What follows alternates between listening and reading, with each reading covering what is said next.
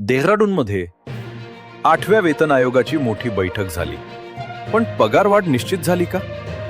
कोणत्या मागण्या मंजूर झाल्या आणि आयोगाचं नेमकं काय म्हणणं आहे? या व्हिडिओमध्ये तुम्हाला मिळणार आहे पूर्ण आणि क्लिअर अपडेट. नमस्कार मित्रांनो, आज आपण पाहणार आहोत संदर्भातील डेहराडून बैठकीचं संपूर्ण विश्लेषण, तेही अगदी सोप्या आणि स्पष्ट भाषेत. सर्वात आधी एक महत्त्वाची गोष्ट समजून घ्या. ही बैठक फायनल डिसिजन मीटिंग नव्हती.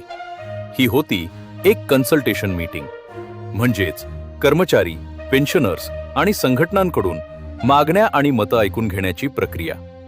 या बैठकीत विविध संघटनांनी आपले मुद्दे मांडले आणि आयोगाने ते काळजीपूर्वक नोंदवून घेतले. आता पाहूया मुख्य मागण्या कोणत्या होत्या. पहिली, फिटमेंट फॅक्टर 3.0 ते 3.83 करण्याची मागणी. दुसरी, किमान वेतन 26,000 ते 30,000 पर्यंत वाढवणे. तिसरी, डीए म्हणजे महागाई भत्ता बेसिकमध्ये मर्ज करणे.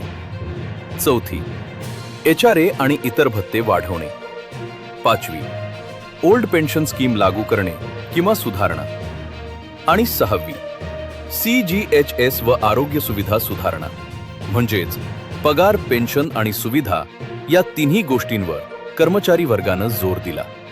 या बैठकीत फक्त मागण्या नाही तर महत्त्वाचा डेटा देखील गोळा करण्यात आला, जसे की महागाई दर आणि जीवनावश्यक खर्च, विविध विभागातील वेतन रचना, सरकारवर येणारा आर्थिक भार आणि नंतरचा परिणाम. हा सगळा डेटा पुढील निर्णयासाठी खूप महत्त्वाचा आहे. आयोगानं स्पष्ट केलं की अजून कोणताही अंतिम निर्णय घेतलेला नाही. ते सर्व मागण्या आणि डेटा यांचा सखोल अभ्यास करतील आणि त्यानंतरच शिफारसी तयार करतील. म्हणजेच सध्या प्रक्रिया सुरू आहे, निर्णय अजून बाकी आहे. तर मित्रांनो, डेहराडून बैठक म्हणजे पगार वाढीचा निर्णय नाही, तर त्या निर्णयाची सुरुवात आहे. पुढील काही महिन्यात मोठे अपडेट्स येऊ शकतात.